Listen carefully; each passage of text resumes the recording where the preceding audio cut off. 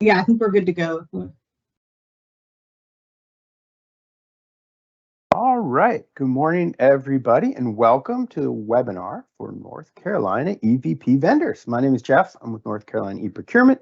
I'm going to be kicking us off today, and later on in the session, I will transfer it over to Zach, who's going to take us through several demos. So before we get started, just want to make a disclaimer that this is a Teams live session, meaning that it is being recorded. So if you do not consent to being included on this recording, this would be a time for you to leave. But because it is a recorded session, we will be able to capture the video and in the near future post that online, make it available to you so that you can go back and see it without being in the live recording. Now, a little bit of further logistics. We just want to be clear about who the intended audience is for this session today. We've invited contacts for current registered vendors, and all of those registered vendors, your accounts will be automatically converted into the new system that goes live on July 10th. If you're someone that has not created an account and you're interested in doing so, we will not be covering registering new accounts today, although a lot of the information we will be showing about maintaining and managing an existing account would be applicable to you starting a new one, but we are not going to be covering starting new accounts from scratch. Other logistics, Teams live sessions do not have an opportunity for you as the attendee to turn on a microphone and speak. But there is in the top right corner of your team screen, you should see a Q&A icon, and that will be the way for you to interact with us. And we certainly encourage you to ask questions along the way. Now, when you ask questions, a couple things. You'll get two fields, I believe, one to type your question and another to put your name in. We would request, if you could, to attach a name there, so that when we get a number of questions, and if we have to go back and forth, we know who we're going back and forth with, as opposed to just anonymous, which is how it shows up if you don't put a name in there. So attaching a name will help us do a better job of quickly answering your questions in an accurate manner. As well, if you could be specific about what you're asking about. Teams live sessions are actually, we're recording probably about a minute ahead of when you hear things. So there's a little delay. So if we may be receiving your question after we've moved on from that topic, we still want to answer it. We still want to answer it well. So if you can be specific in exactly what you're asking your question about, that would be helpful for us. Answering questions, we may respond directly to you in the Q&A. There might be some questions and answers that are great for everybody to see, so we'll publish them for the entire group. We'll take pauses throughout to maybe address some questions verbally that have come in through the chat. And because of the attendance volume of this, there may be questions that we don't get to in this current session. But we are taking all of the questions down. We are compiling them in a document with answers, and we will be publishing every single question we get, whether we answer it today or whether we don't get to it. It will be published, posted on our site, and you'll be notified of the attendees when that, along with the video of this, is going to be up and available to you. So those are a little bit of the logistics before we get started, and let's get into now what we plan to cover today. So this is what we want to do. First of all, we want to provide you an overview of what we're calling the new eVP, and that is you already work in eVP, you have an eVP account, but it is getting supersized and upgraded, and that goes live on July 10th. We want to give you background on what the entire project entails and some important timing and transition notes for you to consider going forward over the next couple weeks. Then we are going to get into navigation in the system. So public vendor searches, how the buying community can find information about your accounts, and then talk about managing your account. So when you get access to the new system beginning on July 10th, going in and just all of your current information is being converted over, but going in and just making sure everything is in good shape. There's a couple new fields with this upgrade that are going to appear, and we want to explain those to you and show you where to manage those, as well as the commodity codes. That interface is being upgraded in a very good way for you. And so we want to point that out and how you can adjust commodity codes even for different contacts, not just your entire organization. Then we're going to cover the updates to the Hub and NCSBE certification process, and that is now being that is going to be a more efficient process. For those of you now, not every vendor here is going to qualify as a Hub or NCSBE vendor, but if you are one and you've already been certified, the recertification process is now completely online and is much more closely linked to the Hub office, and we're going to cover that for you just so you are aware on how that's going to work. And then we're going to talk about responding to solicitations. So part of this upgrade is rolling the old IPS system into your eVP system. So we're bringing the buying community closer to your app in the vendor community, and all the solicitations notifications now will be posted in eVP. We'll show you all that. And depending on the type of agency that posts their solicitation notification, there are two different ways to respond. One way will be directly through the app, and another way will continue to be through Ariba sourcing. We will just show you how both of those, the new notification systems for those, are going to be and your interaction with that. Before then, we just wrap up and talk about next steps. So that is what we have in front of us. And now let's get into the first part, which is talking about what is the new eVP. So you see some update points here, but just at its most basic level, it is a merging of the current versions of the electronic vendor portal and the IPS and NC bid system. So the electronic vendor portal, or eVP, is where vendors currently, so this is where you are currently have your vendor registration and manage all the information that you need to be certified to do business with the state of North Carolina, as well as be notified about business opportunities that come through with formal solicitations. And IPS, or the NC bid system, is where the state's purchasing agents would post notifications that they did have a formal solicitation out there.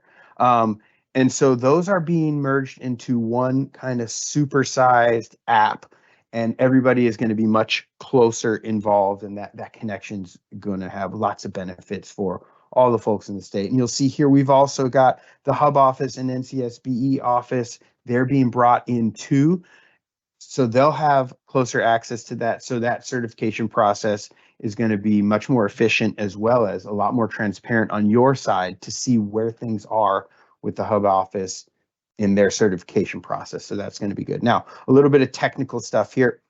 This system is moving to the Microsoft cloud. So the eVP system was already kind of a cloud platform, but IPS, where buyers would post their stuff, was an older technology, and it served the state very well for a long time. But migrating that into the new eVP and putting that in the cloud is going to give it a lot more ability to be flexible, contain a lot more data, whether it's the file sizes that you're allowed to return documents in, or just the length of time that information is going to be available on the site.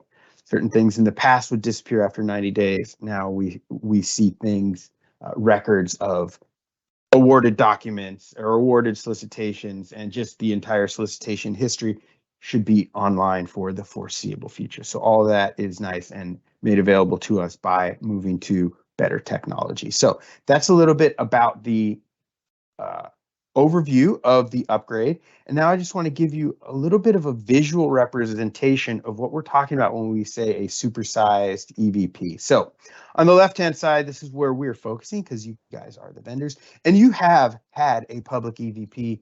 I believe the current version was put into place in 2016. So it's just 7 years now that this version has been there, but now we are upgrading it. And you're still going to, new vendors will register. Existing vendors will manage their accounts there.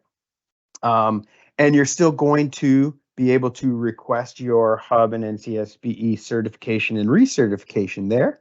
But because of now bringing in the buyer side, you're also going to get your bid notifications and submissions over here in the same app. So you're not managing your account in one place, eVP, and then going to IPS for formal solicitation information.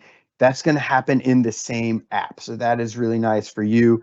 And because of that, then when you sign into your vendor account, you're going to get a collection of all the bids that you have responded to. If you've been awarded any contracts, there's a listing of all of that. So all of the information that you're closely tied to will be tied to your account. We think that's going to be really great for you to eliminate a site for you to go to and just have everything in one place.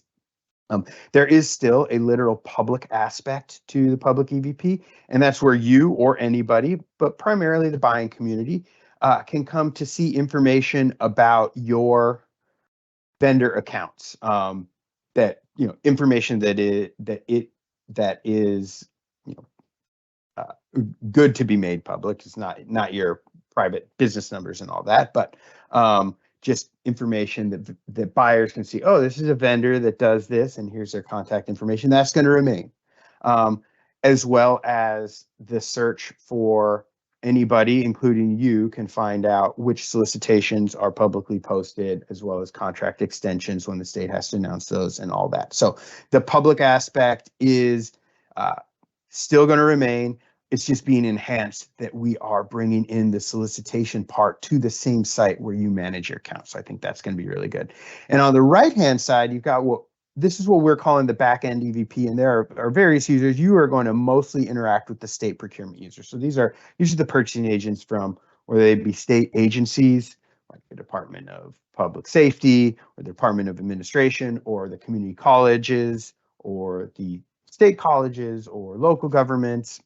All those, that's our state procurement community, and they're going to be using what's called the agency app, and they will have their ability to post their solicitation notifications primarily through that app. But because it's linked right there, it's that connection and that efficiency is a really good upgrade, we think, for the state. PNC has access as well to do some administrative things, and they're using what's called the admin app. And then the hub office, as we've said, they have access to this as well. And that is really going to streamline your connection when you are requesting certification or recertifying, if you are a hub vendor, historically underutilized businesses.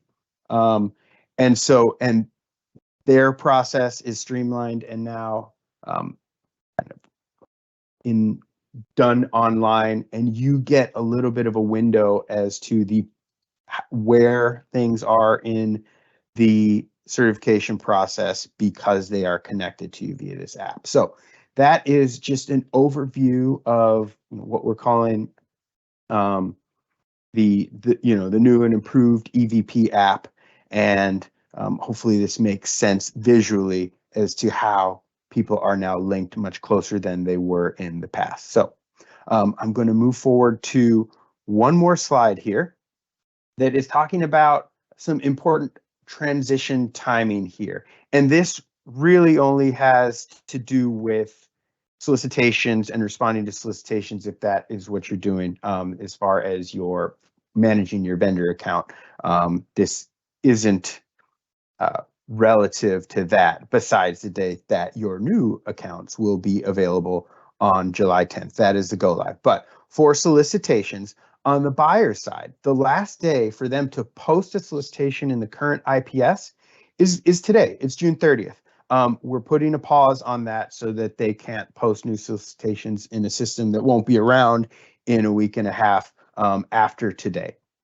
The last day for current solicitations that are posted in IPS to have bids received on them is going to be July 7th. So up till next week. So you'll still pay attention to any bids that any solicitations you're considering to respond on. If they have opening dates from now until the end of next week, then you will continue to respond to those in the way that they are, whether they be an Ariba sourcing event or whether they be an NC bids posting in IPS.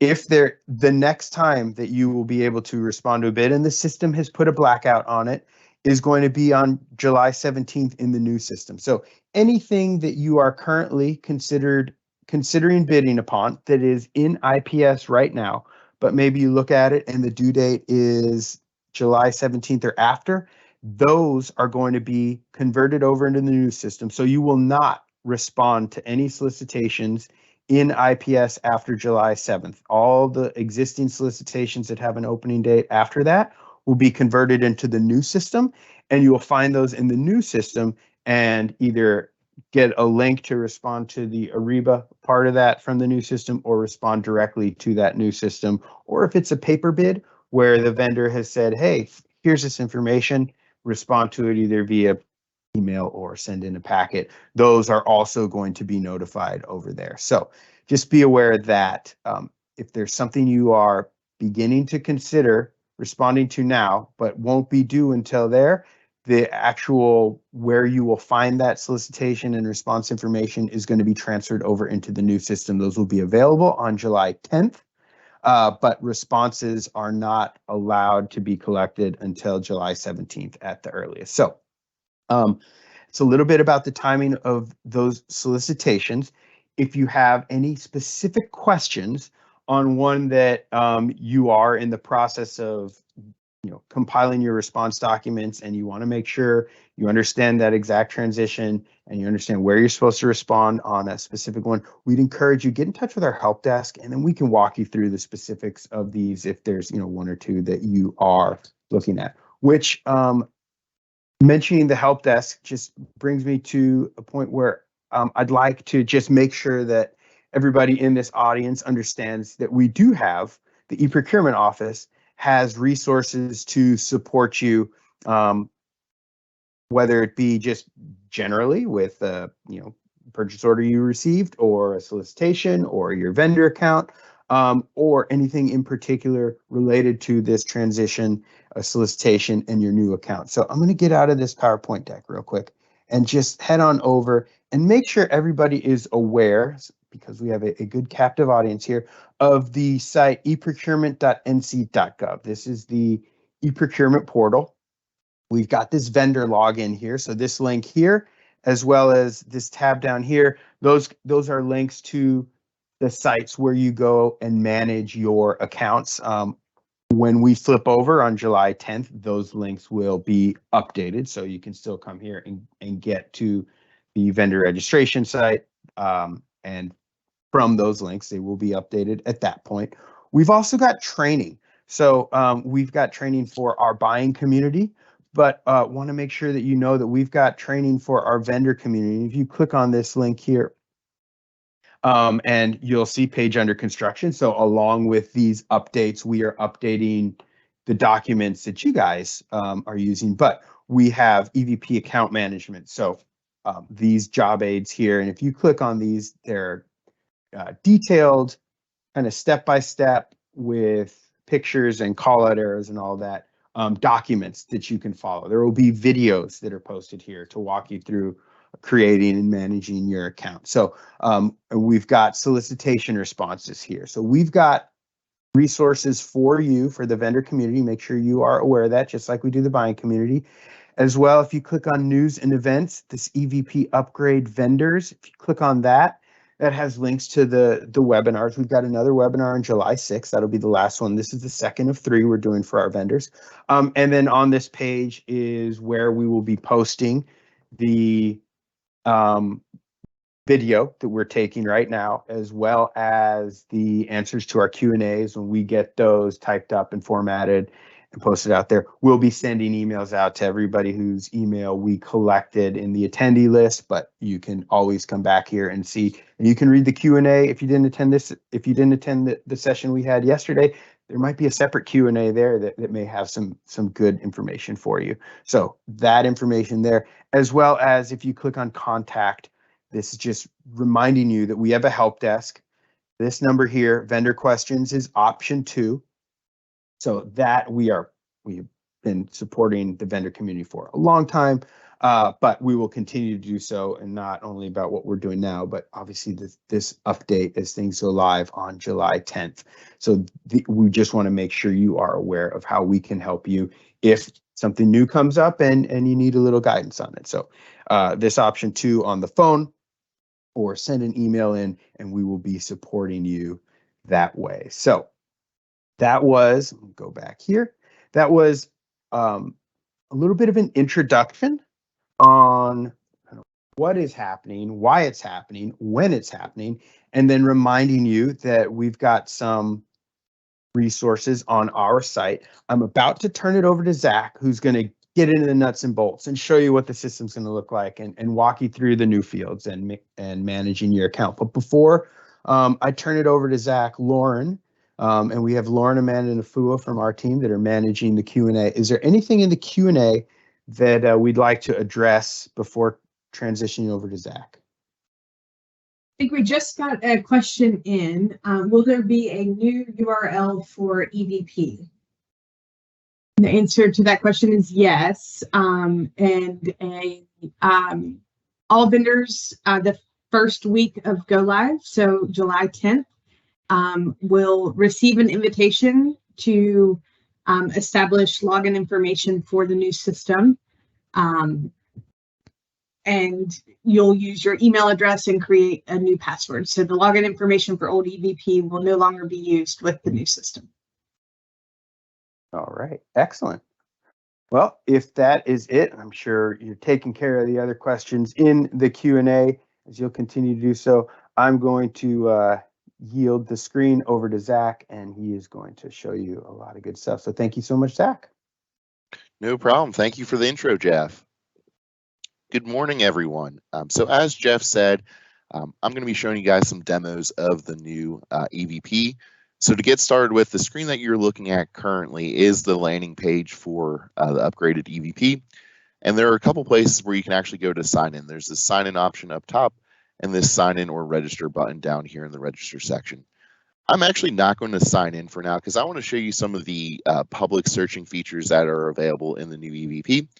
And to get started, we're going to start with our solicitation search. So again, there are two options for getting to our solicitation search. You can click this option up top, or you can either click on this Browse Solicitations button.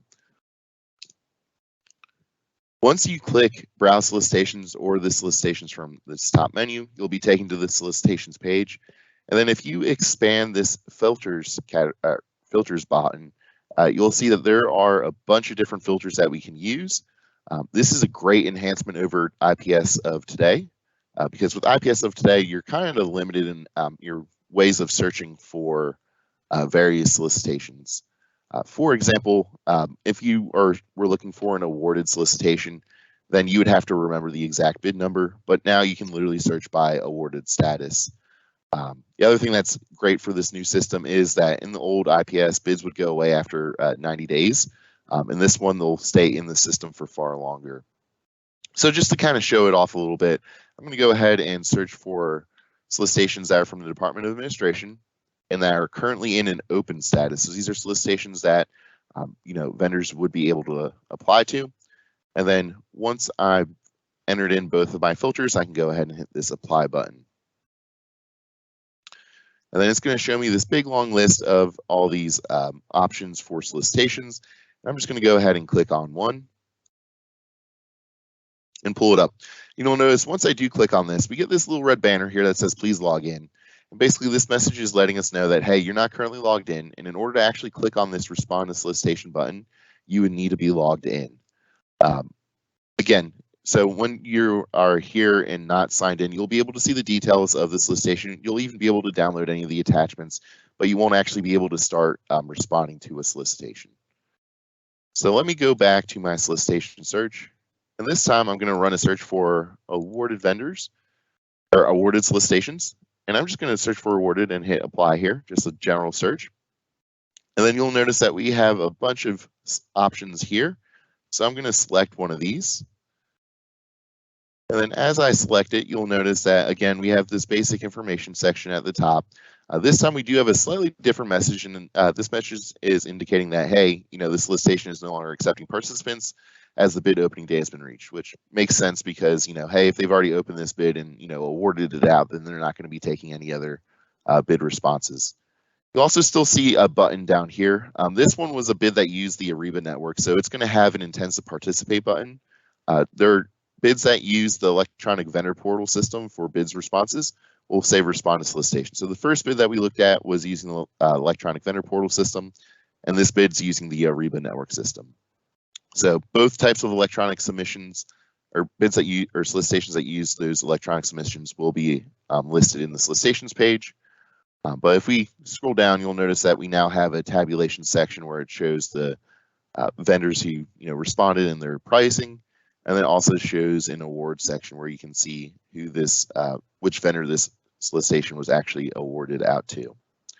We'll actually do a deeper dive into this solicitation section and actually responding to solicitations towards the end of these demos.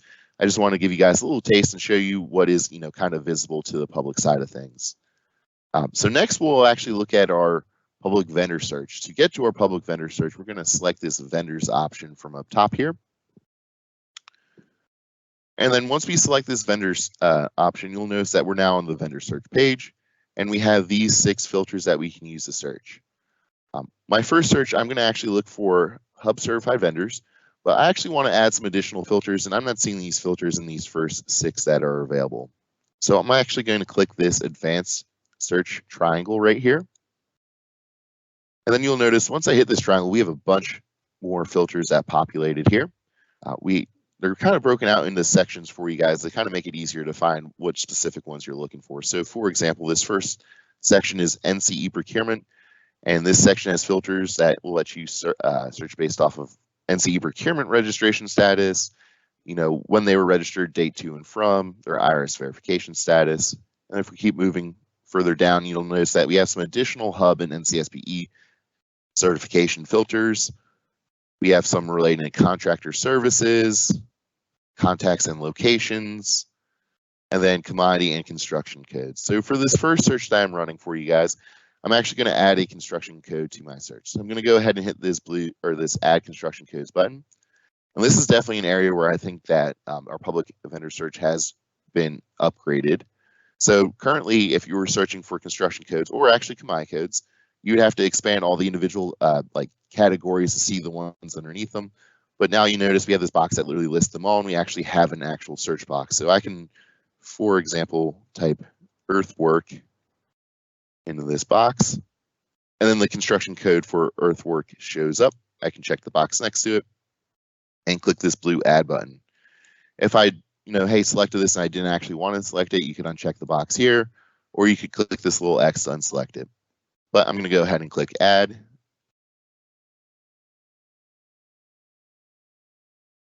And then once it loads, you'll notice that now in my construction code section, I can see my construction code. If I wanted to get rid of it from here, I still could. I would hit this little drop down arrow and then select remove. But I'm going to go ahead and search. So again, I'm searching using 2 filters. I'm searching for vendors who are hub certified and who have the earthwork or construction code. So now I'm going to go ahead and hit this blue search button.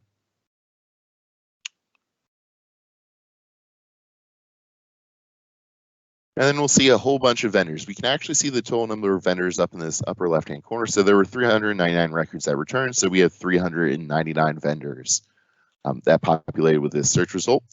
We also will notice that we have this export to Excel button. So if we wanted to, we could hit this export to Excel button, and it would export these search results into an Excel document that we would then have. And we can also click on a specific vendor's name. So for example, I'm going to go ahead and click on 24K Hauling Inc. And we can get some additional details about this vendor that weren't immediately present on that search screen. And you'll notice that we have these various tabs on the left-hand side. So for example, if I click on construction codes, I'll notice that they actually are literally only selected earthwork as an option. But if they had other codes, I could see them here. I can click on contacts to see all the contacts on the account. In this case, they only have one contact, and I can see their email and phone number. If you wanted to see if they provide any contractor services, you could click on this contractor services section. And it looks like they actually don't supply any of those. but you can click on these various sections to view the details about this vendor, including their hub tab. And then you'll notice that you can see their hub certification status here, as well as their certification category, main contact, so on and so forth. We're going to do one more search just to kind of continue to show you guys some of the possibilities of the vendor search. So again, I'm going to click my advanced search triangle because I actually do want my advanced search features. And this time I'm going to search for NC procurement active vendors, so vendors who have an active NC procurement registration status. And then I'm going to also search for vendors that are using a specific CMI code. So similar to construction codes, I'm going to scroll down here to the CMI code section. And I'm going to click this Add CMI Codes button. So just like with construction codes, once I click Add CMI Codes, I'm going to have this list of just all these various CMI codes. And I could go through all the various pages and looking for my codes, or I could use the search bar up top here to search for a specific CMI code. So let's say I'm actually searching for a vendor who provides janitorial services. So I can type janitor into my search bar, hit enter, or hit this search button, and then the search results will populate with anything that has janitor or janitorial or anything like that in the search results. And as I'm scrolling down, you'll notice that I see this cleaning and janitorial services. So I'm going to check that box, and then I'll check this one. And just like with our construction codes, let's say, hey, you know what? I'm not actually looking for cleaning equipment. I just want somebody, I want somebody to do it for me. I want the services. I can go ahead and uncheck the box here, or I can click this little X button. And then now that I have my code, I can go ahead and hit the blue add button and add that CMI code to my list of CMI codes that I'm searching by. And now that I've added my list of CMI codes, which is just one in this instance, I can go ahead and hit this blue search button. And then depending on how complex your search is and how many search results there are, it may take a minute or two for it to populate. And then you'll notice I'm greeted with this big long list of vendors. This time we had 337 records returned. So again, if we wanted, for example, to see what other CMI codes these vendors were registered under, I can go ahead and click on First American Staffing or any of these other vendor names. And then I can click on CMI codes. And you'll see this vendor has actually a bunch of CMI codes listed here. They actually have 4 pages worth of them. So you could click through the pages and see the specific codes that they've registered under. If you wanted information about their contacts, you could click on the contacts page and see all their available contacts. In this case, this vendor only has 1 contact, and so on and so forth. You can use these various pages to find out more information about the vendor than is readily available on the search results page. So next, our last public search is our contract extension search. So we can get there by clicking on contract extensions from this top menu. And once we're here, we'll see our various contract extensions. You'll see the details of the contract extensions in the search results. If you had a specific solicitation number or a description that you were searching for, you could enter it into this search box and then hit this magnifying glass to search. In addition to this information provided here, you can also click the drop-down arrow and then click awarded vendors. And then it will show you the contract manager email, explanation, and awarded vendors fields, so you can see those as well. So that was a brief demo of our public searches. Lauren, were there any questions before I actually logged into an account and got it started with some account management stuff? I think we've been able to address the questions. We're working on a couple that have come in to make sure we have the correct answer, but I think we can proceed. Perfect. So now I'm actually going to sign in to an existing account. So I'm going to click this sign in option from this top menu, and then I'm going to click login. So now we're on the actual sign in screen, and I'm going to go ahead and copy and paste the email for this vendor over into my email address box, and then the password into the password field. And then once I populated both those fields, I can go ahead and click this blue sign in option.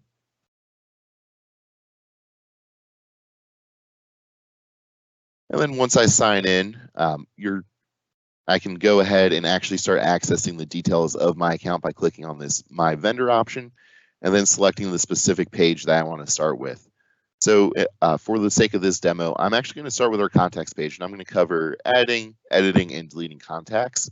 So I'm going to click on contacts here. And then you'll notice that we are now in our contacts page and that our currently pre-existing contacts are listed here. To add a new contact, we're going to go ahead and click this Add Contacts button. And then we can start filling out the information for our contact. So for my new contact, I'm going to say his first name is Michael, last name is Scott. His email address is vendor@nc.gov. He is located in the United States, so I don't have to change that. His phone number is 888-211-7440, so I'll just select that one. And then you'll notice that we do have some non-required fields such as job title and extension. You can definitely put information in there if it's applicable to the vendor and you think you want to put it in there.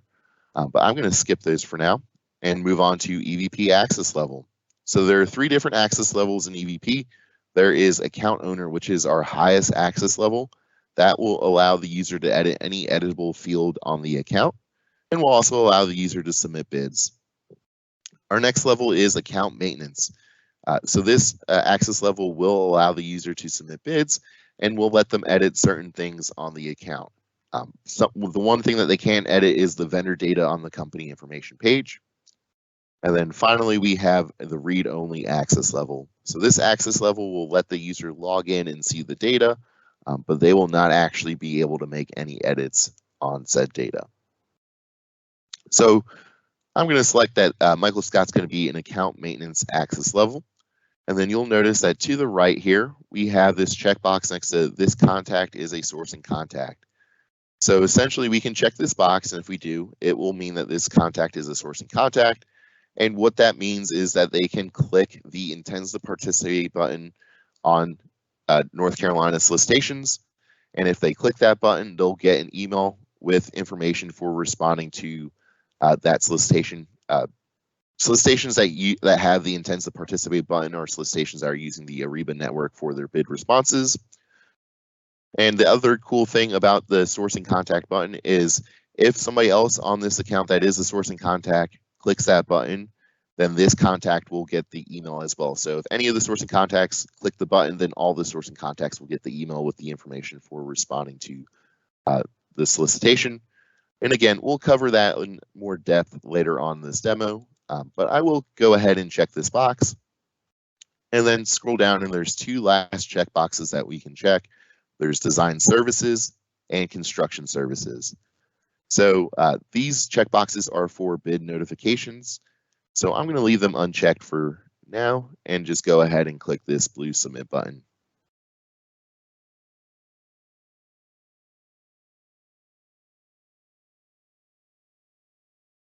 And then once this loads, you'll notice that I now have a second contact on the account. And if I wanted to, I could click this drop-down arrow next to the contact and hit Manage Contact. And then I could update any of these fields that I wanted to. So like, for example, I could change his access level and say, hey, he no longer needs account maintenance. He should be read-only. Scroll down here and hit the Submit button. And then it'll update their access level. So now that we've kind of covered adding and updating a contact, we'll go over deleting a contact. So to delete a contact, they first can't be associated with anything on the locations page. So if you're logging in, and you haven't logged in a while, it's probably good to check the locations page and just make sure they're not. And then once you've confirmed that they aren't associated with anything, you can go ahead and click this drop-down menu and then click Delete Contact and then Delete. And then that will actually delete the contact from your account. And then you'll notice this is also something new for the contacts page. We now have these construction services checkboxes in this section. So what they are is you can actually check the box and then it'll expand with some additional information such as like the specific license number. And then it'll actually ask you to designate the specific contact that holds that license. So pretty cool. So you can check these various boxes and various fields will expand, and depending on which one you check, you may have a couple extra fields or not. For this demo, I'm not actually going to designate any of them, but they are here for vendors who, this is applicable to. So next, I'm actually going to move on to our addresses page. So I'm going to click on the addresses tab over here on the left-hand side. And then we'll see our pre-existing address. To add a new address, we would click this Add Address button. And then we can start filling out the details. So the first thing it's going to ask us for is an address name. So this is free text field, so I'm going to name mine North Carolina. And now it's going to ask us for line 1 of our address. So for this example, I'm going to use 2025 Atlantic Avenue. And then it's going to default to country of United States unless you check this box that says this is an international address. If you check the box, it will get rid of that defaulted value. And then you'll have to actually click this search button. And then you can either check the box down here, and if you immediately see, you can check it, or you can go through these pages and find your, the country, or you can search for it up here using the search box. I'm going to say Michael Scott, or I'm going to say this cleaning service has only United States addresses, so I'm not going to go ahead and check the box because this address is going to be located in the United States. So then next it's going to ask you for a state. So since I labeled my address and named it North Carolina, it'd be kind of silly for my address to be located anywhere else. So I'm going to select North Carolina. And it's going to ask us for a county. And this address is in Raleigh, North Carolina, so that's in Wake County. And as I said before, it's in Raleigh, so I'm going to go ahead and type that in. And the zip code is 27604. And next, I'm going to hit this submit button. And then you'll see that my new address has populated in my address list. And similar to contacts, if I want to edit any of my addresses, I can click the little drop-down arrows and then click edit address. So let's say, hey, you know what? I made a typo here. It's not 2025, it's actually 3025. I can make that update, scroll down, and click this blue submit button. And then you'll notice that my address has been updated in my address list. If I want to delete an address, first I'd have to make sure it's not on our locations page at all. And assuming it's not, then when you click this drop-down arrow, you'll have the remove address option, and then you can click that and it will remove said address.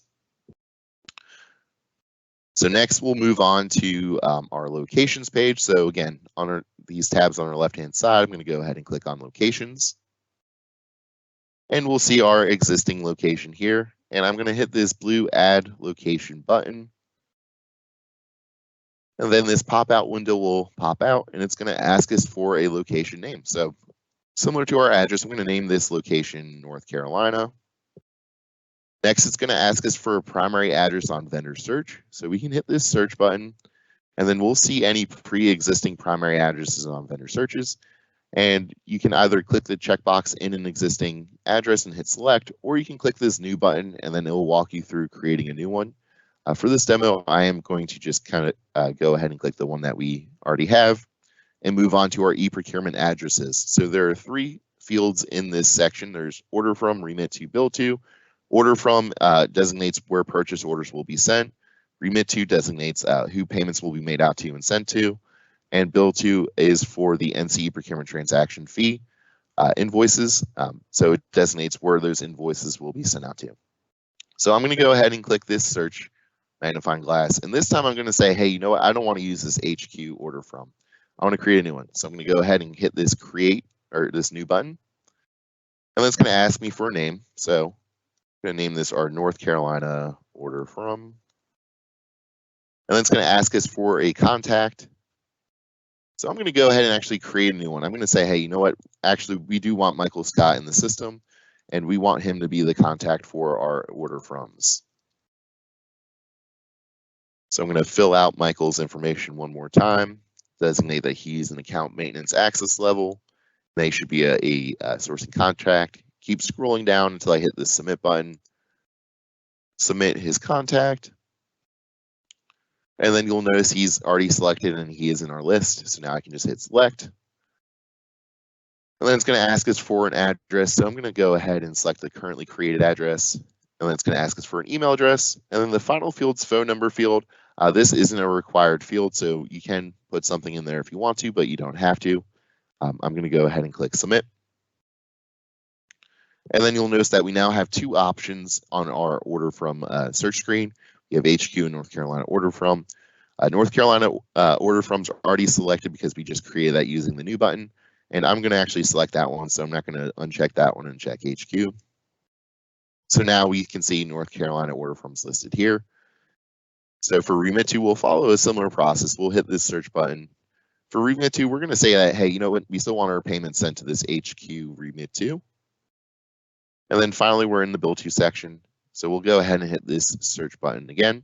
And we'll say, hey, again, we want, you know, these invoices for the transaction fee. We still want them sent to HQ. So we're going to go ahead and hit select. And then we can hit this submit button at the bottom of the page.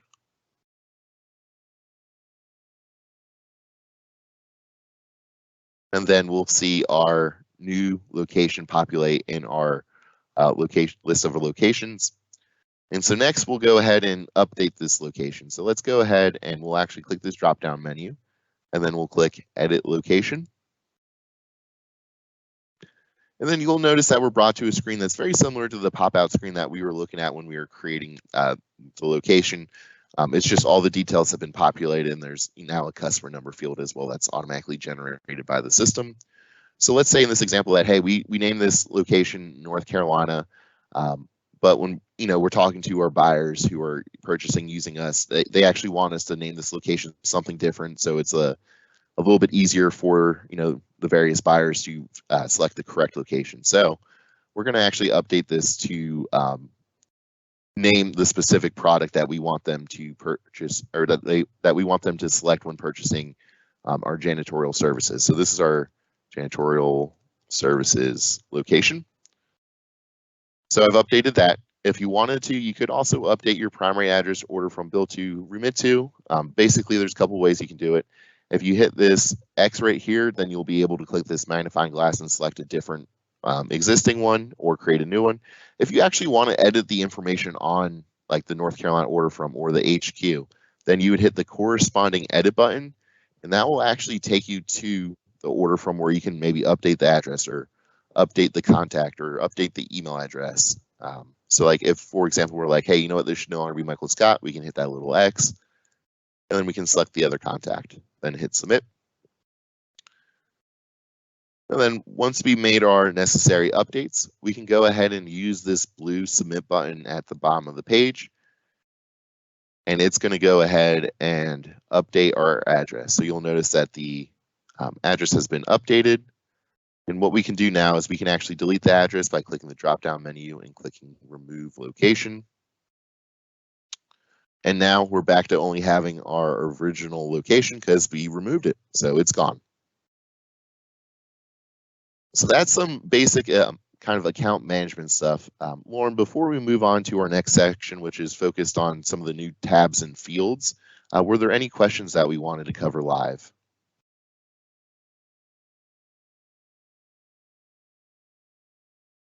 I think we've been able to answer all the questions as they've come in. Perfect. So we'll keep continuing on then. So as I was saying, the next thing that we're going to kind of cover are some of the new tabs and fields that are available with this upgrade. So if we're looking on these tabs on the left-hand side, the first tab that's new is this awards tab. So we can actually click on this awards tab, and it will show us any solicitations that have been awarded to this vendor. It will show some of the basic information about the solicitations, including the solicitation number, award amount, and date awarded. And again, so these would be solicitations that were awarded through the eVP system. So if this vendor has some awards from, from the IPS system, those aren't going to actually be transferred over. It'll just be kind of the new stuff going forward. Our next new tab is this Tier 2 Spend Data tab. So if we click on this, this is how we can report Hub Tier 2 Spend Data.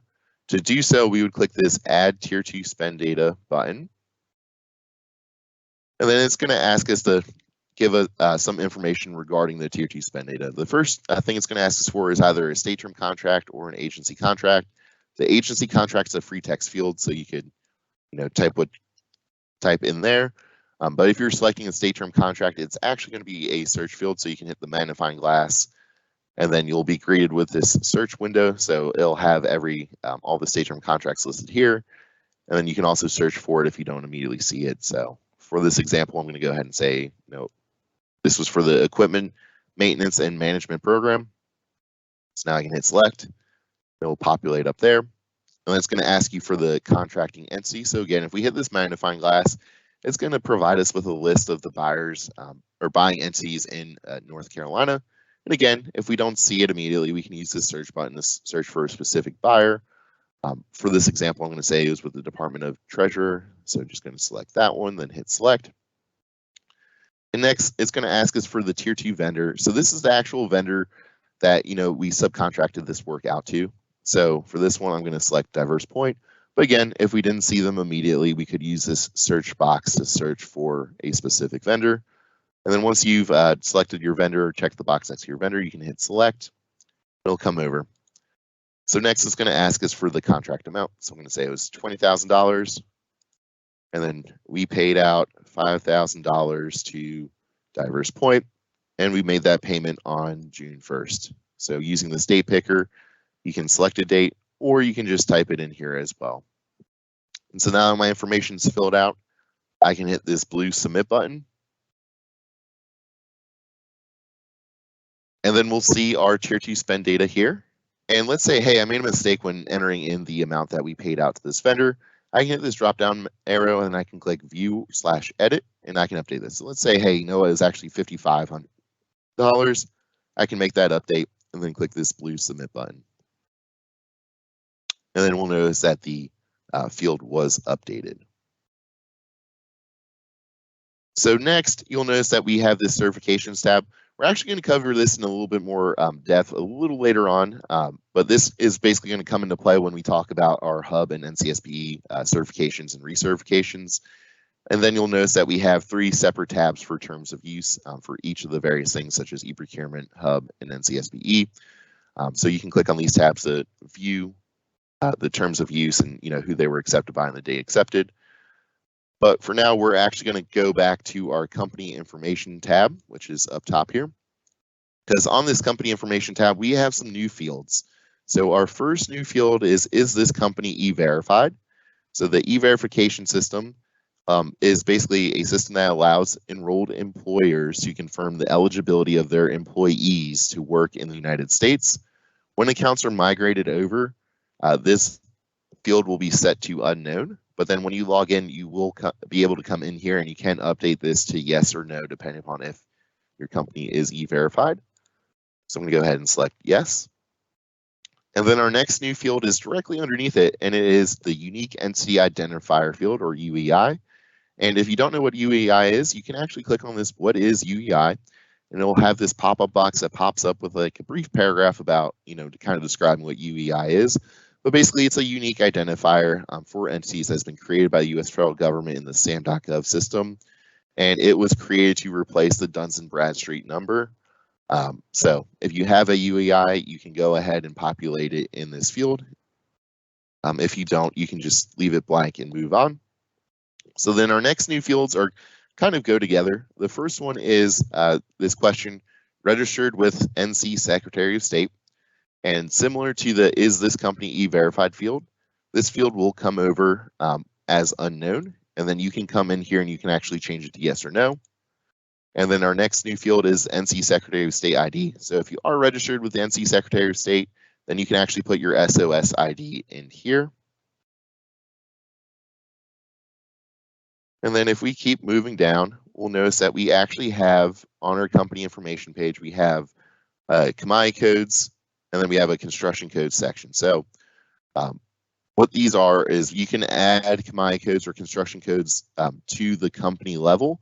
And if you do that, that will impact when your company will show up in public vendor searches. So when somebody is searching in the public vendor search like we were at the beginning of these demos, and they're looking for commodity or construction codes, it will be using these codes listed here on the company information page to determine if your company shows up in their search results. To add commodity codes and construction codes, it's very similar to how we added them when we were searching. You would hit this add commodity codes button.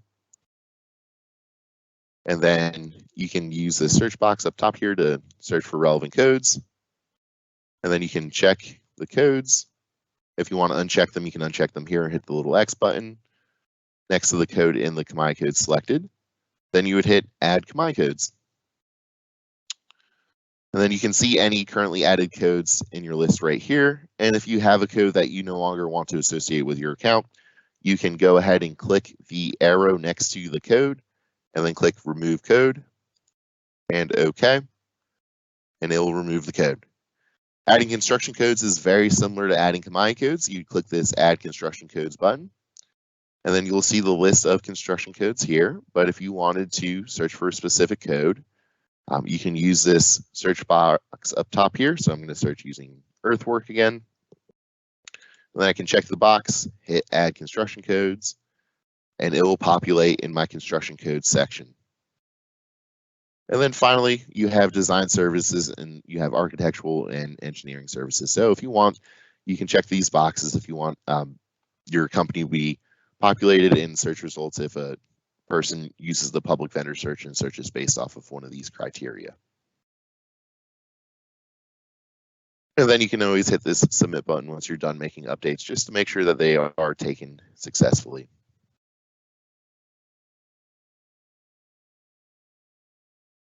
So we've kind of covered our new fields and we've talked about KMI and construction codes at the company level. Lauren, are there any questions before we move on to talking about bid notifications and KMI codes at the contact level? One of the questions that just came in, if we need additional support with our commodity code, who do we contact? So you can reach out to the help desk for help with KMI codes, and like if you want to know how to add or remove them, our help desk is here to support you guys. And you guys can also manage these lists of codes yourselves by logging into the account. But again, if you need help with actually, hey, how do I add codes? How do I remove codes? Definitely feel free to reach out to our help desk. We're here to support you guys, and we should be able to talk you through the process.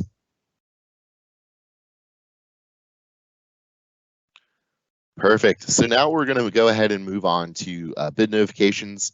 So the way bid notifications are going to work in the new system is they're going to work based off the KMI code selected at the contact level. So again, we just kind of covered adding KMI codes and construction codes at the company level. And these codes will impact the public vendor search, but they won't actually impact what bid notifications you get. So to impact that, you'd actually have to click on the Contacts tab on the left-hand side of the screen. And so bid notifications are sent based off of each contact and based off of the KMI codes each contact has associated with them. So you can edit those codes by clicking the drop-down arrow next to a contact and clicking Manage Contact, and then scrolling down to the bottom of the page, and you'll notice that there's this Add KMI Codes section. So I can click this button, hit Add KMI Codes, and then like before, I can either scroll through here and click through my pages and add codes that way, or I can try searching for codes using the search box up top. So let's say I'm going to add these first 3 codes for Michael, hit Add KMI Codes, and then click Submit. So now Michael is set up to receive bid notifications based on those 3 KMI codes that we added for him. But Zachary currently doesn't have any KMI codes associated with his contact, so he will not receive bid notifications currently. To update that, we'd follow the same process we did with Michael. We click this drop-down arrow and we click Manage Contact, scroll down to the KMI code section, and hit the blue Add KMI Codes button. So again, we can search for specific codes. So let's say we're going to search for janitor. And for Zach, though, we selected these first 3 for Michael, but we want Zach to get a different list. We want him to get these last 3. So we're going to select these last 3 checkboxes and hit Add KMI Codes, and then Submit. So now Zach and Michael have different lists of KMI codes, so they will actually receive different types of notifications because they have different KMI codes listed for each of their contact levels.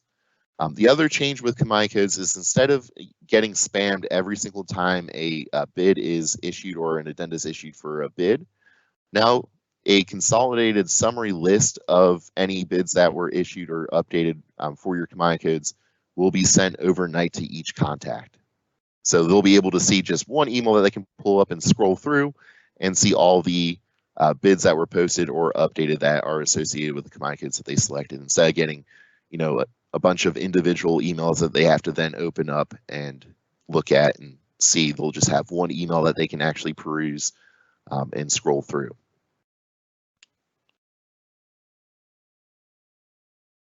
So that kind of covers our bid notifications and adding combined codes to contacts, because again, combined codes, bid notifications are based off the combined codes at the contact level, not the company level. So next, we'll actually move on to our hub and NCSBE section. So we already pointed out this certification tab when we were talking about some of our new tabs, but now I'm going to go ahead and click on it.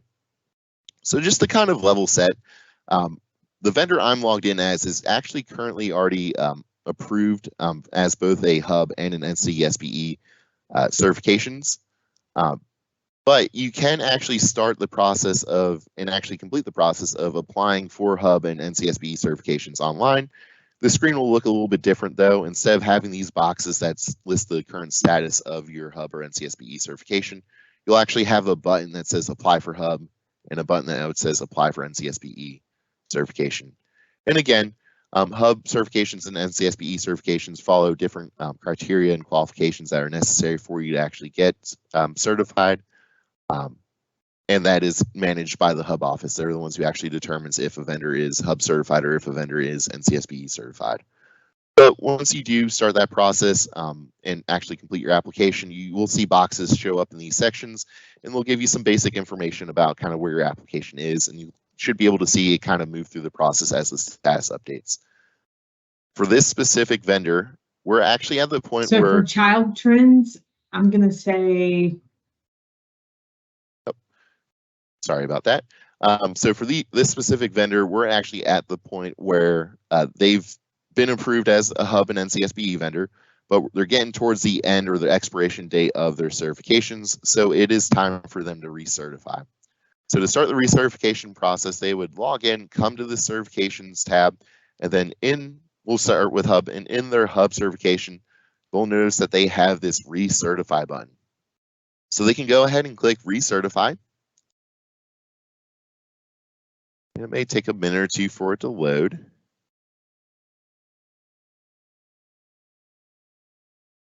But then once they click recertify, you will notice that another box next to their original approved current term active hub box will appear. And then in this box, there's three options. There's edit hub, manage owners, and update documents. So you can actually click on edit hub, and then you can go through your original hub certification application and make any updates, because some things may have changed in the years since you originally applied. One thing that does change is you'll notice up top it says, please update year's own field to reflect the current number. And we'll go ahead and do that when we actually update our ownership.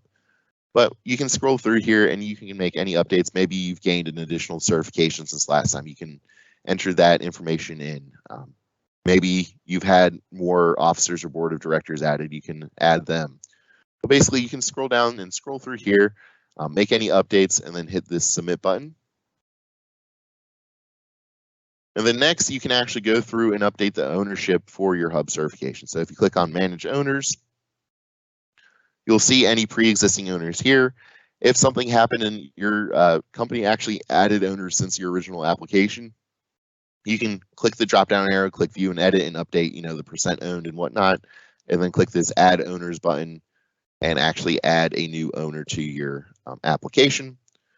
In this case, we're not going to say that a new owner was added, but we will update our year's own field, because if you notice, we actually get another message asking us to update the year's own field to reflect the current number. So I'm going to go ahead and hit the drop down and click view/edit. And then our years owned is currently at 1, but it should be at 5. So we'll go ahead and replace the 1 with a 5. Nothing else on this has changed for this owner. So I'm going to go ahead and hit this blue submit button. And then I'll hit this blue submit button.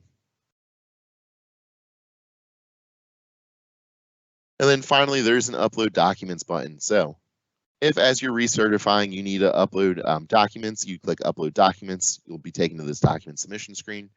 And you can actually hit these drop-down menus and then hit upload, add documents, choose File,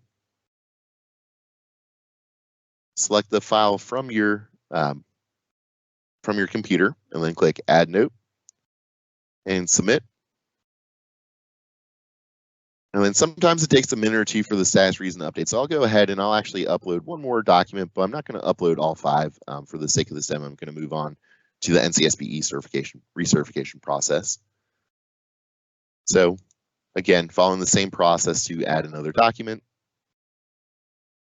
And then you'll notice once I hit submit this time that the first document I uploaded, the status reason changed from not received to received, and that the document I just uploaded isn't received as well. So now I can go ahead and I can hit this blue submit button.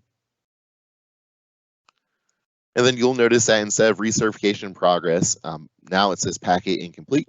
And that's simply because I've, have uploaded some of my documentation, but I haven't uploaded all my documentation. But technically the hub office could review my hub recertification application at this point, and they could proceed further, or they might say, hey, you need to continue adding documentation, in which case I could come and upload documentation using this button. But next, let's actually move on to our NCSBE recertification. So again, very similar to the hub certification, hub recertification, we have this all NCSBE certifications section, and we can click this recertify button.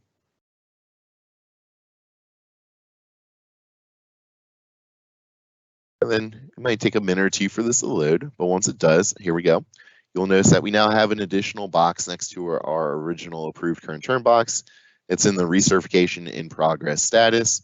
So we can click on edit NCSBE to go ahead and actually edit our original application, because things may have changed in the years since we originally applied. We'll get another message indicating that, please update the year zone field to reflect the current number. So the first thing I'm going to do is I'm going to say, hey, the annual income for this company has actually increased to $150,000, and we actually now have 3 employees instead of 2. So I'll make those edits, scroll through, and that's actually the only thing that's changing for my NCSBE certification. So I'm going to go ahead and click this submit button. And then next I'll move on to manage owners so that I can update the years owned field. So now I'm going to hit the drop down menu next to owners, hit view/edit, update year zone to 5, and then click submit.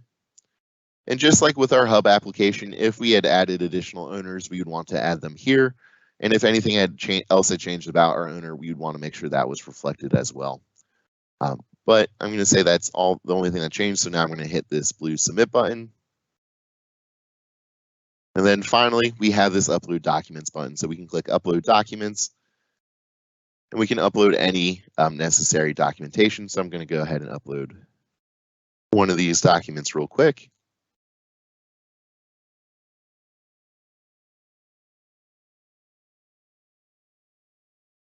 And then click submit. And then bang. So now the hub office should be able to view both our hub and NCSBE certifications. They can communicate to us if there's something that needs to be updated or something that's missing. But that kind of covers the process from the electronic vendor portal part. And again, this vendor that I logged in was already approved as a hub and NCSBE for hub and NCSBE applications. But if you aren't approved and you think you do qualify for hub and NCSBE, you can start those applications and submit them and upload your documentation through the eVP system. So before we move on, Lauren, were there any questions we wanted to cover publicly about hub /NCSBE? One of the questions that came up that we can vocalize here is, will you be able to upload documents right into the system? So the answer to that is yes. For both certifications and recertifications, documentation needed to become hub or NCSBE certified will be uploaded through the eVP portal instead of needing to mail them to the hub office as you do today. And then the hub office will be able to actually download those documents on their side of the system and review them as necessary. Perfect. Well, we'll go ahead and move on. So our next section is actually going to cover responding to solicitations. So I'm going to just go ahead and get on this solicitation search. So I'm going to click on the solicitations option from the top. And just to kind of level set here, because I think this can be a little confusing, that on the eVP system, there are actually two options that are available for responding via electronic bid responses. That's the eVP and the Ariba network system. And the system that you'll use to respond to the bid will depend on the state entity that is posting the solicitation. So you'll kind of see some differences in like the buttons that you'll see, but I'll explain them as we go through. But just wanted to confirm that there are two different electronic bid response systems, and that the bid response system that you'll use will depend on which state entity actually issues the bid. So we already kind of covered some, general searches in the solicitation search, but what I'm going to do now is I'm actually going to search for a specific solicitation using the solicitation number. So the best way to do that is to actually either copy and paste or type the solicitation number into this search box and then hit this search button. And then once I do that, you'll notice that my search populates, and I can go ahead and click on the solicitation number. I can see the details about the solicitation up top here, and in the attachment section, I can see the solicitation document that I can click on to download. So this solicitation is actually using the electronic vendor portal system for bid responses, and you can tell that because this button says respond to solicitation. If this button had said intends to participate, then this solicitation would be using the Ariba network for bid responses. So to respond to the solicitation, I'm actually going to go ahead and click this blue respond to solicitation button. And then you'll notice we're now on this submit a bid screen. And again, it's giving us some basic details about the solicitation, including the opening date, the solicitation number, and description. So now I'm going to go ahead and click this blue next button. And now we're on the documentation part of the submit a bid. So to submit a bid response, what we'll do is we'll click this submit attachment, and then we'll select choose file. And then from our files, we're going to actually select our document and then hit upload file. So if your bid response was only going to have one file, you would actually be done at this point. There's not an overall submit button that you need to select or anything like that. Your document is, as long as you see your document here, you're good to go. If you accidentally upload the wrong document, you can actually click this drop down arrow and click delete to remove the uploaded document. If you need to upload multiple documents, you can hit this submit attachment button, hit choose file, and then you can select another file, then click upload file. And you'll notice that we now have two files here. So file size limit for files uploaded for bid responses is 125 megabytes, and that's per file. So if you're uploading something super large, you may have to break it up into multiple files that you can then upload. But 125 megabytes is actually a pretty decent sized file. So if that happens, it might be more on the rare side of things, but it is possible. So just note that that is the file size, but you can upload multiple files, and the file limit is per file, not necessarily overall. So now what I want to do is I'm actually going to show you guys, now we've uploaded our documents, and the only tab that we really haven't really talked about up top here is this My Bids tab. So I'm going to go ahead and click on My Bids. And this is kind of a good way of like tracking your bid responses and your bids that you're kind of looking at. So if you notice, once I hit My Bids, that the solicitation I just responded to is listed here. And I can actually change this from eBids to NCEP Ariba sourcing. And any bids that I selected the intends to participate button, because remember, that's the one that will be used for Ariba sourcing, will be listed here. Those bids are handled through the Ariba network, so you won't actually be able to get to your bid response on the electronic vendor portal. But if I shift this back to eBids, I can either click on the solicitation number, or I can click this drop-down arrow and click solicitation details. It'll take me back to the solicitation. If I click respond to posting or respond to solicitation, it'll take us to our existing bid. So you'll see our actual documentation. You'll see the details again. And if you wanted to, you could actually edit your details here. And again, if you were to, delete something and then upload another document, you would actually hit add note here to upload a new document. Then you'd hit choose file. And then you would hit double click on the selected file. And then hit add note. And it'll be visible here. And as long as it's visible here, you're good to go. You don't actually have to hit the submit button. You can if you want to. It's not going to hurt anything, and you do get a little this mission completed successfully, but it's not mandatory. So again, you can use this My Bids feature to kind of track the bids that you've submitted responses to. And if you need to get to a bid that you submitted a response to and update it quickly, this might be the best option for you. So that's responding to eVP solicitation. So next we'll actually cover responding to a solicitation that's using Ariba or the Ariba network. So I'm going to go back to my solicitation search. And then this time I'm going to copy and paste my solicitation number directly into the search box and hit this search button. So now that my search results have populated, I can click on the solicitation number. Nope, actually this one copied over the wrong number. Sorry about that.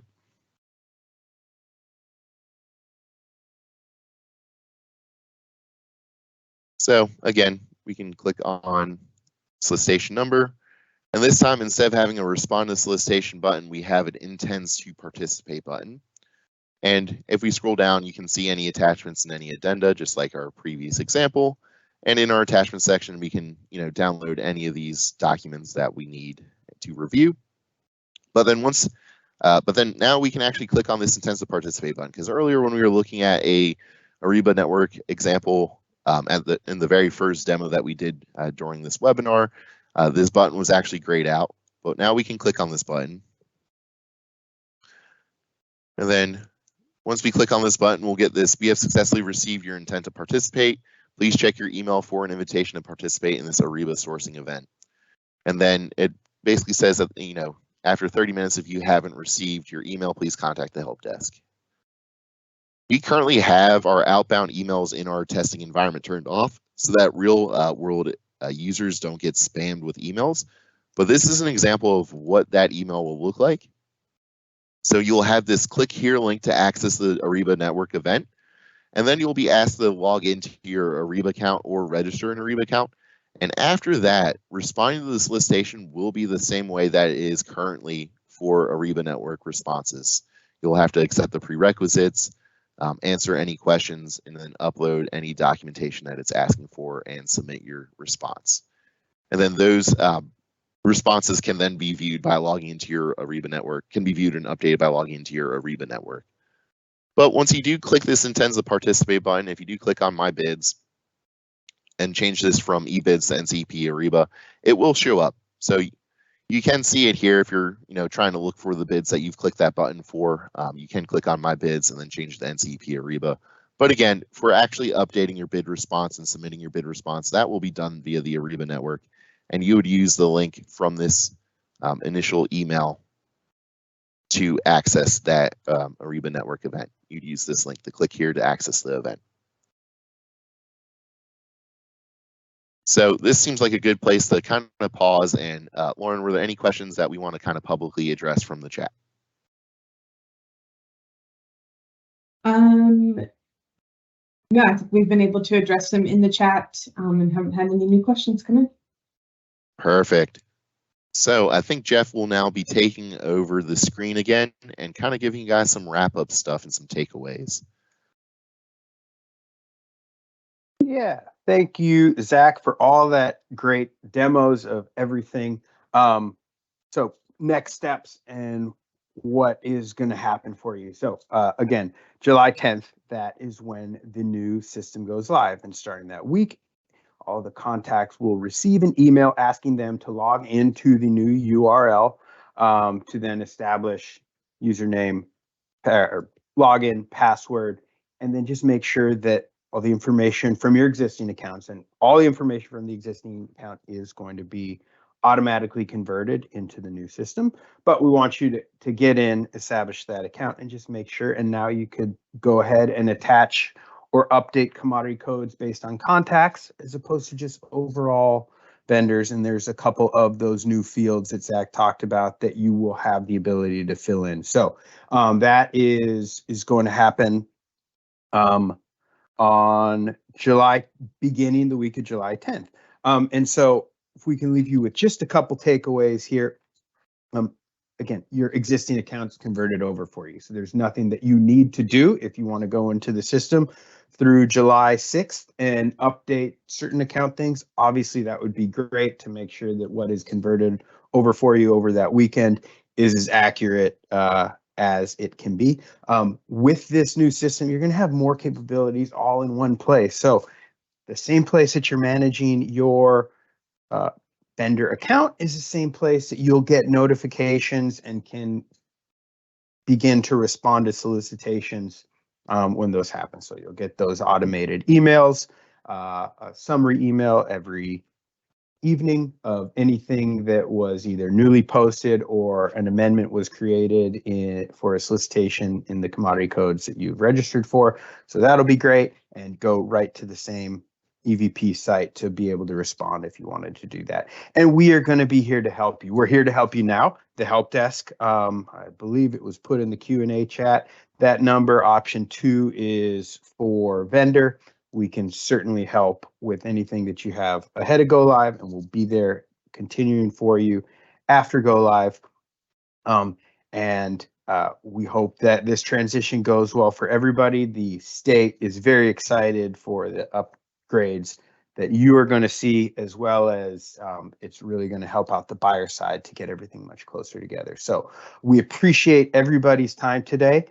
We will be downloading the questions, compiling our written responses, and getting a copy of this video up on our site. And if you were in attendance today and we had your email address, then you'll be notified when that happens in the near future. But we thank you for everything. Wish you a good, perhaps long holiday weekend, and we will see you guys soon. Thank you so much.